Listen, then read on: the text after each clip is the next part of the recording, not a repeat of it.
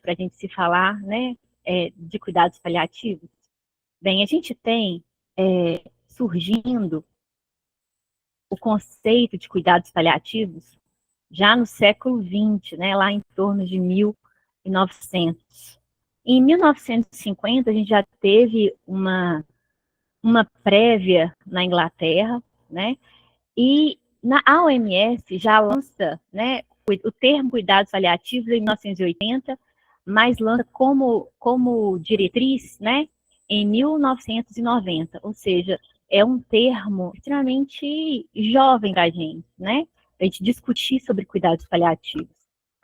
Bem, mas o que seria cuidado paliativo? Cuidado paliativo, ela abrange um monte de conceito, né? Ela, lá na OMS, na sua primeira edição, em 1990, ela define cuidado paliativo como uma abordagem que melhora a qualidade de vida do paciente e seus familiares, né? Diante de doenças que ameacem a continuidade da vida. E nesse contexto,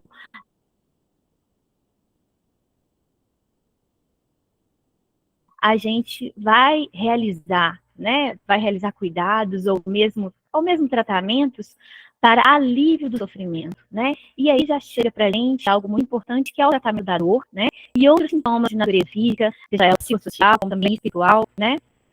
E também a doença instalada, o tipo de doença instalada, que aí para a gente é uma doença grave e incurável, né? Então, a gente entendendo que é uma doença grave e incurável, no momento que o paciente recebe o diagnóstico de uma doença grave, ele vai receber um tratamento muitas vezes agressivo para que haja uma modificação da doença. Nesse momento de diagnóstico dessa doença grave e mesmo uma expectativa, né, de cura, já entra aí a ideia de cuidado paliativo. Percebam que cuidado paliativo, mesmo de maneira muito inicial, muito incipiente, ela já deve ser discutida ali pelo médico, né? Já no diagnóstico, que ele, ali no momento que o paciente recebe o diagnóstico de doença grave, né? E vocês vão entender o que isso vai causar para a gente que está no ambiente de urgência, quando isso não é discutido, quando isso não é apresentado.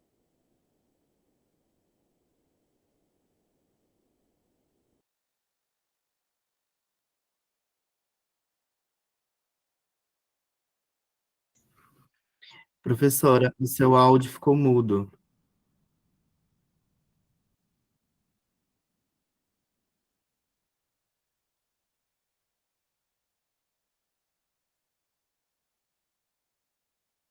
Isso, o microfone está como desligado.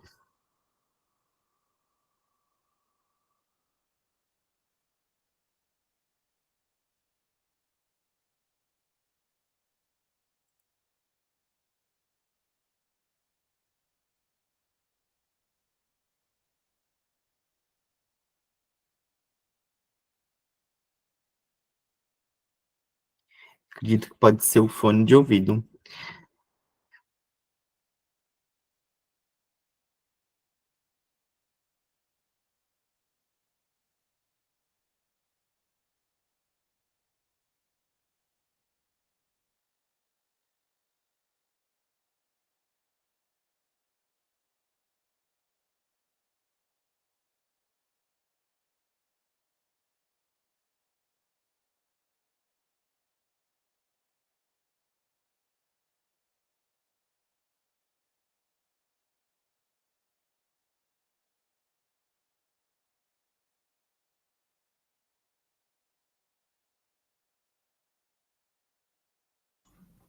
Ainda não estamos te ouvindo, professora. Professora, a senhora tentou clicar no botãozinho de microfone que tem na tela?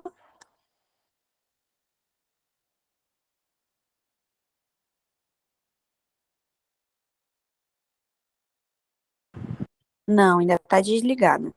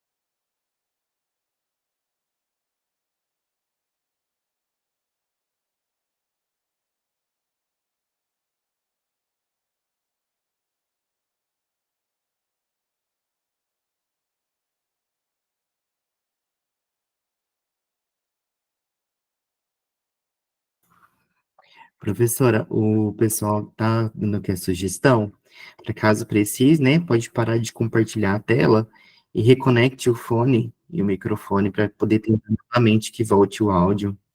Pode ser uma sugestão.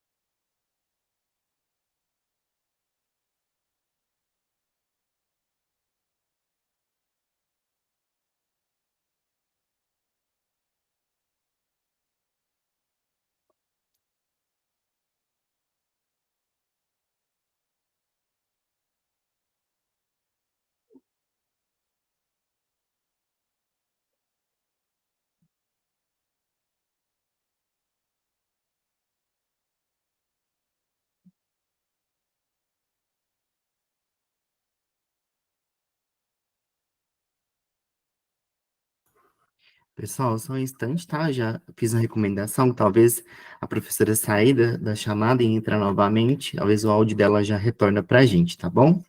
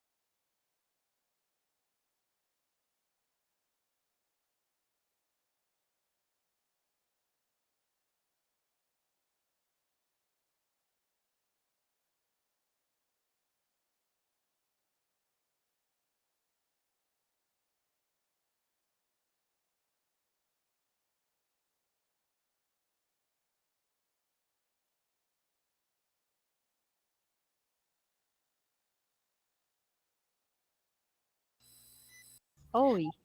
Oi, agora sim, agora estamos te ouvindo. Ai, desculpa, gente. Perdão, tá? É, Imagina. só um minutinho. Deixa eu puxar aqui a tela. Acontece, professora, mas esse meio digital, né, que a gente está utilizando nessas plataformas agora já acontece, tá bom? Desculpa, gente. Então, pessoal, estão me ouvindo? Tá me ouvindo, Thales? Sim, estamos te ouvindo. Tranquilo agora. Ah, ai, que bom. Então, gente, eu estava falando sobre o ambiente, né? Falei um pouquinho do que significa cuidados paliativos, né?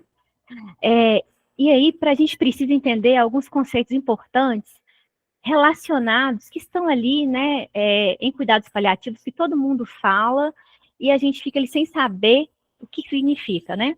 Então, a gente tem o conceito de terminalidade. Terminalidade ou doença terminal, né? É quando nenhum tratamento é capaz de restaurar a saúde do paciente. Ou seja, nesse momento, né, de terminalidade, o que é feito é otimizar a qualidade de vida do paciente. Nesse momento, a gente tem ainda alguns tratamentos que vão tentar modificar a doença, tá? Mas em uma menor expressão. Nesse momento, cuidados paliativos, que antes estava incipiente no termo cuidados paliativos, quando o paciente descobriu uma doença grave, né, incurável, aqui nesse momento de terminalidade, sai um pouquinho a modificação de doença, não que ela saia totalmente, né, a gente só diminui essa expressão, e a gente aumenta, então, os cuidados relacionados ao cuidado paliativo. Tá?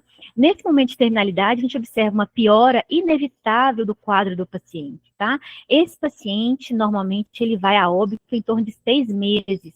É claro que vai depender da doença de base que o paciente apresenta, tá? Então, esse paciente, nesse momento, ele tem aí um declínio flutuante. É um paciente que é mais suscetível a infecções, mas esses quadros de infecções, eles são possível que a gente consiga uma reversibilidade, tá? Então, é importante nesse momento que ações que prolonguem o processo de morte, elas não sejam, né, colocadas em voga, tá? Porque nesse momento de terminalidade, prolongar o processo de morte é piorar a qualidade de vida do paciente. A gente precisa entender também o termo fase final de vida, né? A fase final de vida, apesar do conceito terminalidade, fase final, ter uma certa né, é um pouco intercambiável esses dois termos, mas na fase final a gente observa uma piora progressiva do padrão funcional, ou seja, uma perda funcional. A gente observa nesse momento um aumento da carga de sintomas do paciente e o cuidados paliativos que ele vem só aumentando, né? Em relação à descoberta da doença, ao quando o paciente, né, quando os profissionais identificam que há uma terminalidade, e aí a fase final, que a gente já tem um aumento considerável de cuidados paliativos. Aí a gente observa que há uma progressão da doença de base, tá? E a restauração nesse momento de fase final, ela não é mais possível, tá? E a sobrevida desse paciente, ela vem reduzindo. Aí a gente tem horas, dias, até mesmo meses para que o paciente esteja nessa fase. Observem, né, que esses dois termos, esses dois conceitos são intercambiáveis, né? E os últimos dias de vida, ele pode levar entre 72 horas a uma semana.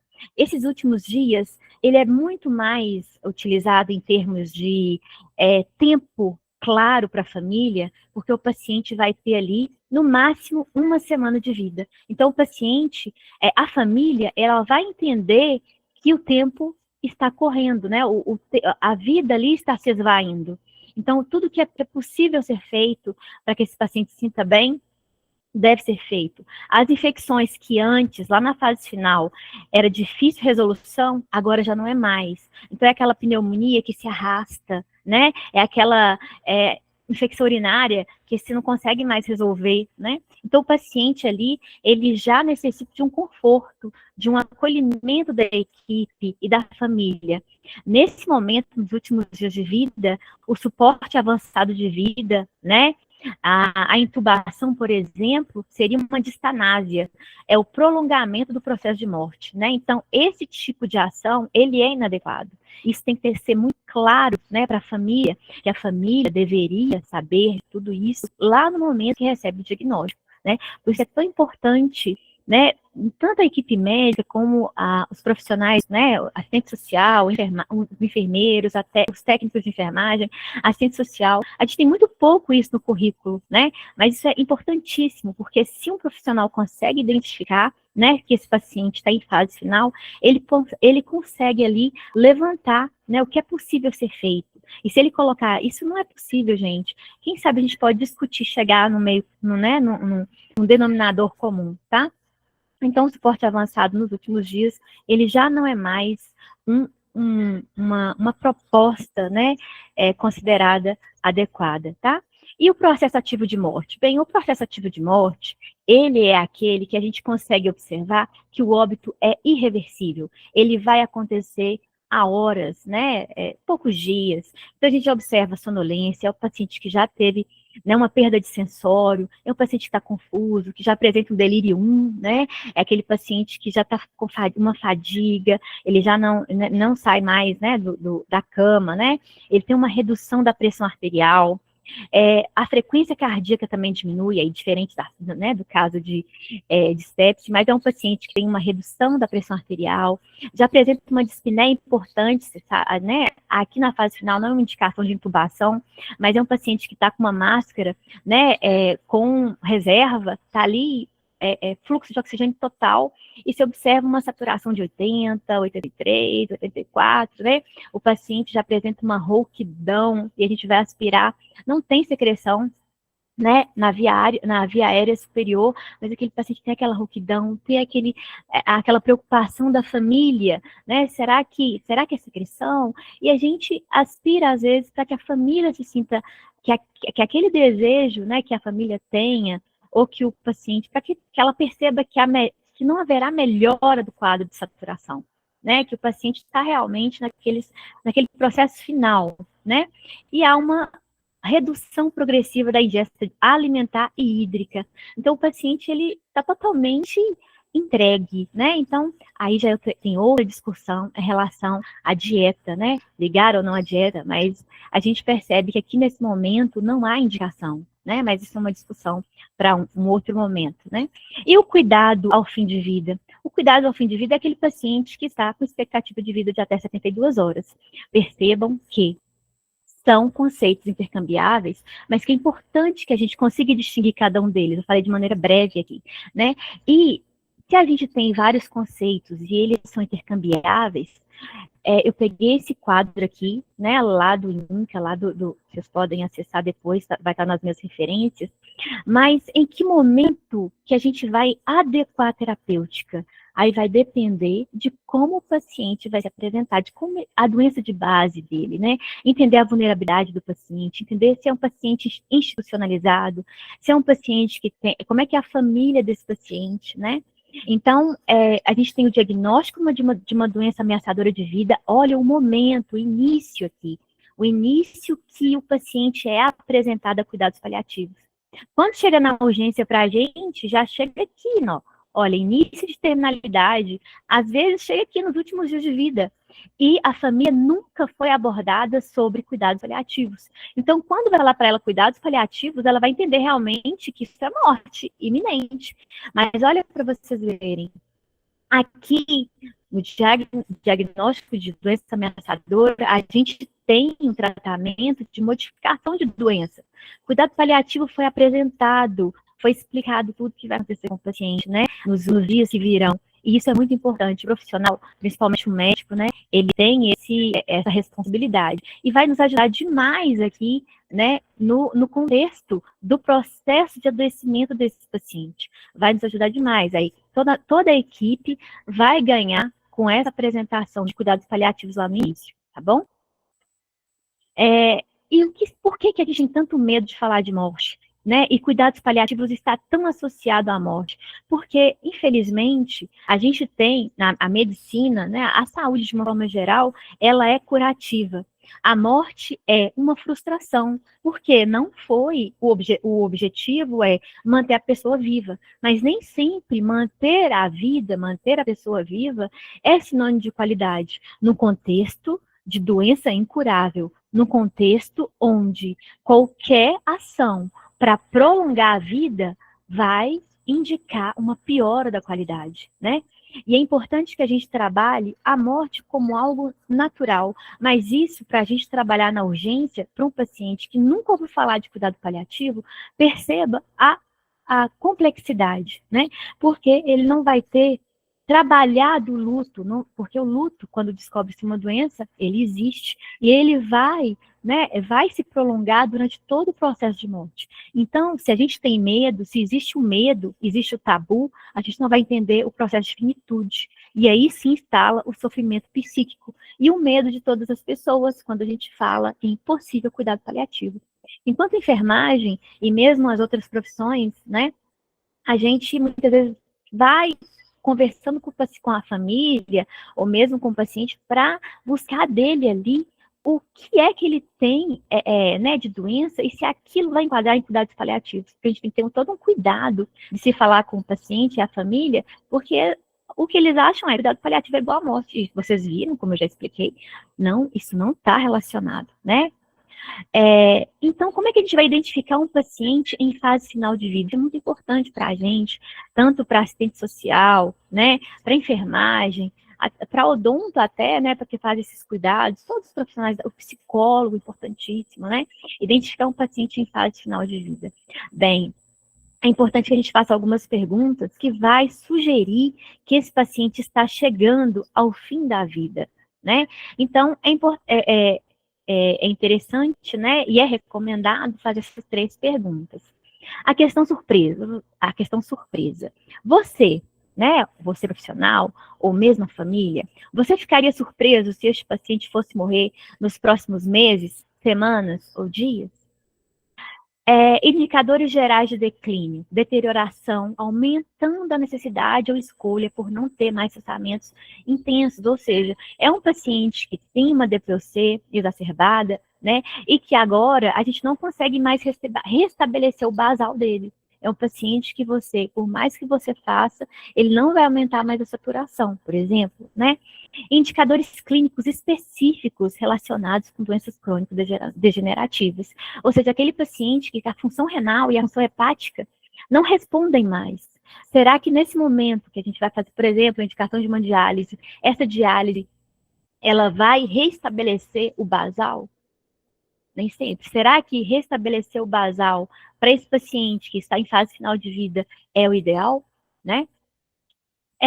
Então, entendendo o que é cuidado paliativo, entendendo o cuidado paliativo em fase final de vida, para os profissionais que estão lá na urgência e emergência, quais seriam as recomendações básicas? Bem, a gente precisa identificar as necessidades de maneira multidimensionais dos pacientes. Eu entendo, principalmente agora que a gente está num ambiente, né, num período, num contexto de epidemia, pelo menos aqui em Belo Horizonte, de dengue, né, muitos lugares do país também. A gente acabou de sair de uma epidemia de Covid, e para a urgência e emergência, que está trabalhando com todas essas particularidades, ainda precisa de arrumar um espaço para a gente falar sobre cuidado paliativo, porque é um leito que a gente vai precisar, né, e às vezes a gente não vai ter. É um paciente que está vindo e muitas vezes a gente tem que pegar, né, emprestado a maca do SAMU, emprestada ali, para o paciente ficar ali no corredor um tempinho, porque a gente não tem lugar para colocar esse paciente. Não pode ficar na sala vermelha, né? Não tem como ficar ali muito tempo, porque a gente tem várias demandas. Mas a gente precisa identificar as necessidades da família, identificar esse paciente de cuidado paliativo, identificar se a família está ciente, né? E nesse momento fazer uma abordagem humana, uma abordagem com compaixão, né? Que a doutora Ana Cláudia, eu vou até citar um pouco dela, mas que ela fala, né? Não é só empatia, né? É compaixão. Então, desenvolver um plano terapêutico multidimensional e sistemático é fazer uma meta de cuidados de acordo às diretrizes, a diretiva, né, a carta diretiva antecipada de vontade da família e do paciente, né?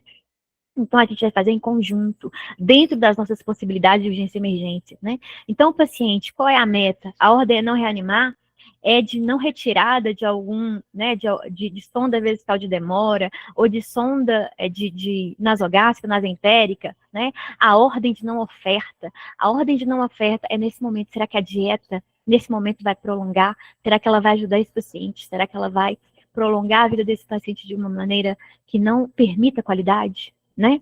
Prolongar o processo de morte do indivíduo. Então, é importante que a gente trabalhe uma meta de cuidados dentro da diretiva antecipada de vontade. Isso tem que ser apresentado no momento que o paciente dá entrada ali para a gente na classificação de risco, por exemplo, né? Então, a gente tem que ter essa possibilidade. O paciente tem que vir, muitas vezes, já orientado para a gente. E a gente observa que não está vindo, né? Então, aonde que está o problema? A nossa realidade, como eu já falei, a gente tem o envelhecimento da população, a expectativa de vida da população, né, aumentou de forma demasiada, a gente observa o aumento das doenças crônicas, e com ela a gente percebe a fragilidade da atenção primária. A atenção primária é importantíssima, né, porque é ali que vai ser feita prevenção, é ali que a gente vai diminuir sequela de doença crônica. Mas a atenção primária, ela está sobrecarregada. E como ela está sobrecarregada, infelizmente, esses pacientes, eles buscam urgência e emergência. Não é porque eles têm, quer buscar algo rápido, né? É porque ali na atenção primária, eles não vão conseguir passar a noite, porque não tem oxigênio disponível para passar, não tem noite ali. O centro de saúde vai funcionar só, né, durante o dia. Então, eles já sabem, madrugada, o paciente está passando mal, saturando, eles observam que teve uma perda familiar, ele vai para onde? Vai para a unidade de urgência, né? E ele não está errado. Só que a gente precisa... Perdão, tá? Você quer falar alguma coisa? Não, professor. É só algumas dúvidas que o pessoal estava mandando aqui pelo chat, para a gente poder, né, primeiramente agora prestar atenção no conteúdo e depois a gente resolve essas questões pelo e-mail. Ah, tá, beleza. Então tá bom. Então vou continuar aqui. Então a gente tem a fragilidade da atenção primária, né, que vai estar levando esses pacientes para urgência e emergência. Lembrando que esse paciente que tem uma doença grave, não curável, ele vai ter sim suas infecções e infecções que elas poderão ser resolvidas e restabelecer o basal do paciente, tá? A gente observa, né, nos profissionais de urgência, esse distanciamento quando se trata de paciente de cuidado final de vida, né, principalmente pela equipe técnica, equipe técnica de uma forma geral, né, os médicos, enfermeiros, técnicos, justamente porque existe essa problemática de não se envolver, do medo da morte, né? Que a morte, para a gente que trabalha na urgência, é algo frustrante, né? A gente tem uma dificuldade mesmo, porque para a gente quer fazer com que a vida continue, né? Com que a gente consiga restabelecer aquele paciente, consiga voltar ele para a vida. E nem muitas vezes a gente não vai conseguir esse paciente de cuidado paliativo. E aí, dentro dessa realidade, a dinâmica de serviço de urgência, ela consegue, então, né, receber esse paciente de cuidado paliativo e dar para ele um cuidado adequado? A gente tem desafios, né, vários desafios, como eu já falei no decorrer da minha palestra. Mas a gente tem um deles que é o prontuário eletrônico. Muitas unidades não têm, né, o prontuário que a gente consegue ver lá do centro de saúde, que o médico fez, né, a gente não tem esse histórico muitas vezes, né, o paciente chega na urgência sem aquela cartinha diretiva, né, então o médico que está na urgência é um plantonista, ele não é um médico de atendimento longitudinal. Então, para ele vai ser muito mais difícil também, e aí para a equipe, de uma maneira geral, entender onde, em que momento esse paciente está, tá? O médico da urgência, né, ele tem decisões sobre pressão de tempo, ele precisa resolver o que deve ser feito em relação à invasão ou não do paciente, mas isso, é claro que ele tem que respeitar as diretivas do paciente e de sua família, né? E também a compreensão de medo e ansiedade da família e do paciente, muitas vezes a gente não tem tempo para ouvir, não tem tempo para poder ali entender aquele processo, né? Então, isso é um desafio para a gente estar na urgência e emergência. Uma das estratégias, coloquei algumas aqui, é saber claramente e explicar para o paciente que isso é uma educação que a gente faz de maneira árdua, né? Distinguir de maneira clara o que é cuidado paliativo de cuidado paliativo, enfim, de vida. Tá? São conceitos, apesar de muito próximos, são diferentes, né? Proceder uma abordagem inicial pela equipe, que reconheça as diretivas antecipadas de vontade, se o paciente já vem orientado, ou mesmo se o médico da urgência, né, ou assistente social, ou psicólogo, ou mesmo enfermeiro, precisar fazer uma abordagem, né, fazer com que esse paciente fale, e a gente consiga entender se está ou não em cuidado paliativo, né? Aperfeiçoar a formação da equipe em relação à temática, lembrando que os currículos ainda perdem por isso, né? Mas tem que ter ali na equipe um profissional que exerça essa liderança, seja ela de qual profissão for, tá? E precisa para poder vencer essas barreiras aí de comunicação. Sempre que possível, o paciente e sua família devem ser incluídos na tomada de decisão.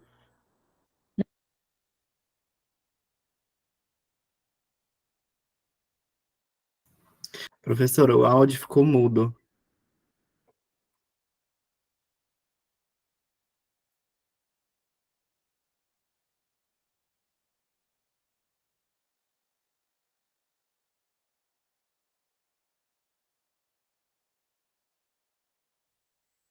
Voltou? Thales? Sim, voltou, voltou. Sim? Ai, que bom. Então, peraí, deixa eu ver aqui.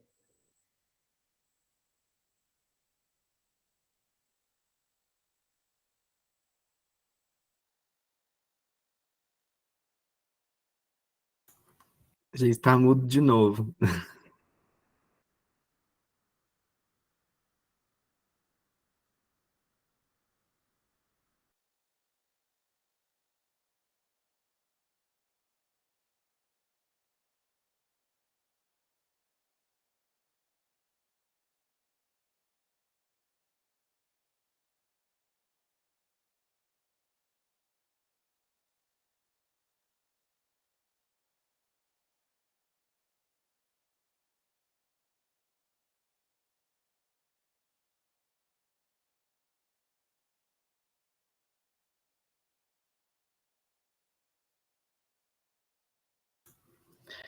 Está mudo ainda. Professora, está nos ouvindo?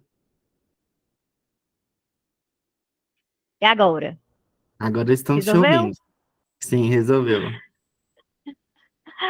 Ai, deixa eu ver como é que eu coloco aqui em tela cheia.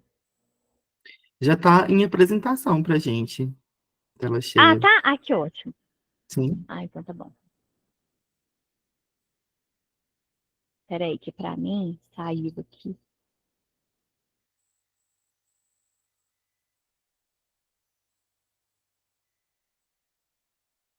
Ah, gente, eu vou passar, tá bom? Tá no final das minhas referências, pode ficar tranquilo.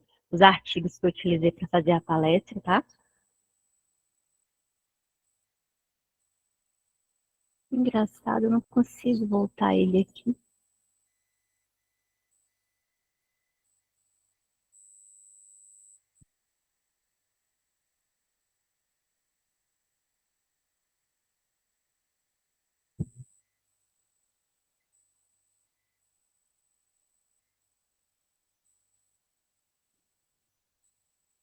Ah, sim. É, ouviu? Sim, estamos te ouvindo. Oi. Ai, gente, peraí. Saiu totalmente aqui minha apresentação. Para você se apresenta, para mim não. Oh, meu Deus do céu. Ai, gente, perdão, peraí. Posso buscar ela aqui, porque tô com medo de novo e não problema.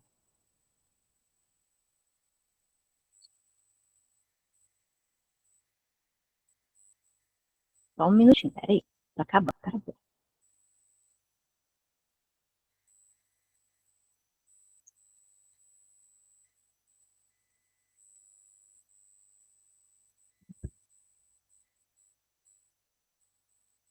Ai, ela não volta.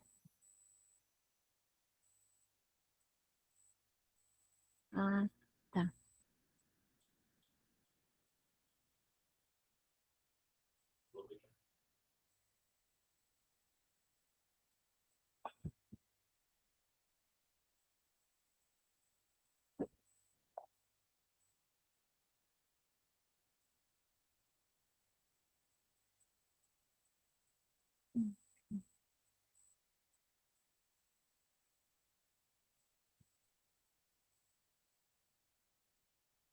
Ai, consegui.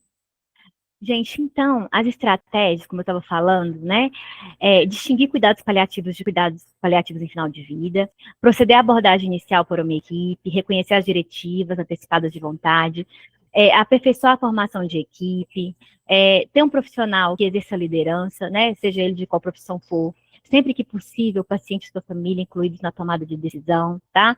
A importância aí, né, dos religiosos, psicólogos, assistente social, participem também desse momento, tá?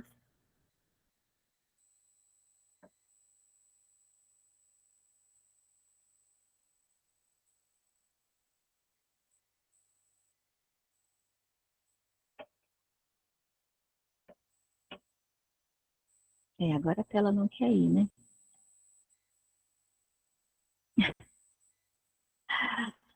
Ai, Thales, minha tela não quer se mexer agora. Tá me ouvindo? Se você Sim, estou te ouvindo. Se você Ah, preferir me encaminhar, eu consigo apresentar para você. tá, beleza. Peraí. Ai, gente,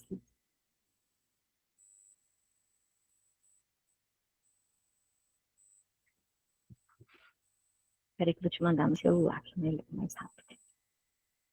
Tá bom.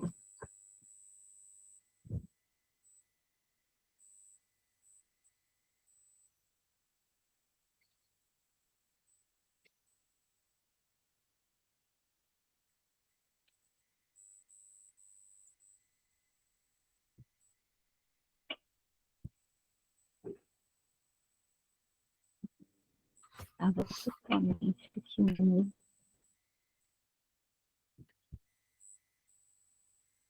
Acho que minha internet travou aqui, a internet do meu computador. Aí, perdão.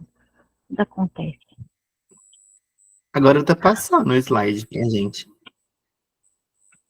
Tá passando? Uhum. Aí, vi. Então voltou. Então tá bom. Então, onde eu estava aqui?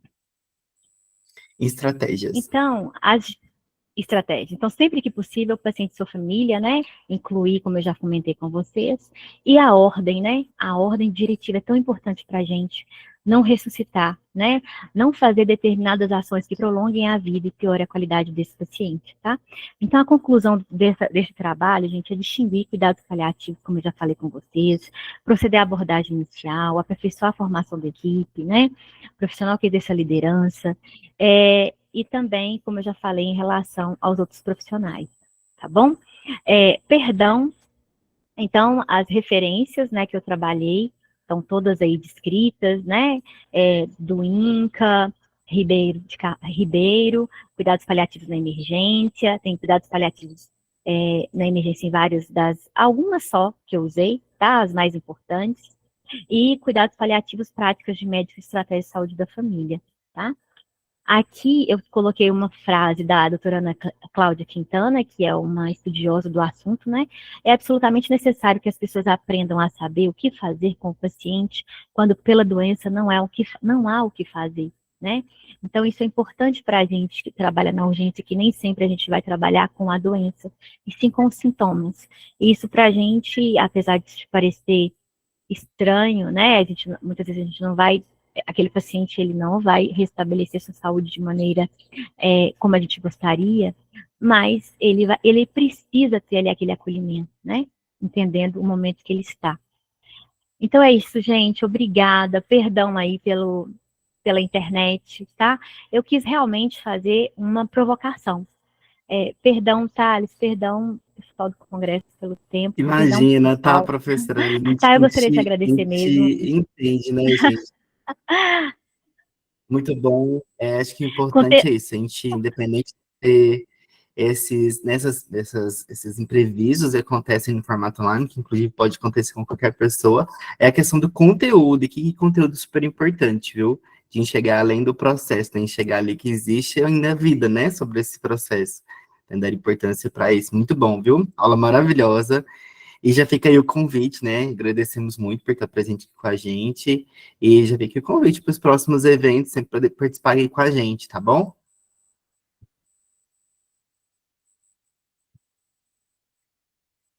Obrigada, gente. Obrigada, viu? Tudo de bom para vocês. Imagina. Pessoal, a lista de presença, hoje a gente vai enviar agora somente desta aula, certo? As demais, qualquer coisa, a gente envia por e-mail para vocês posteriormente. Só enviar pelo e-mail da editora Held, certo? Às 1h da tarde nós temos a próxima aula e chegar para vocês por e-mail também, tá? O link, certinho? Eu vou enviar a lista aqui novamente para vocês, de presença desta aula. No mais, agradeço o presente de todo mundo, tá, gente? Fico aí à disposição para qualquer esclarecimento, qualquer dúvida, só enviar pelo e-mail da editora. Eu vou enviar o e-mail da editora aqui novamente, para caso tenha alguma dúvida, só entrar em contato conosco, tá bom? Obrigada, Thales, pela parceria, tá? Imagina, eu que agradeço. Até mais. Tchau, tchau. Tchau, tchau.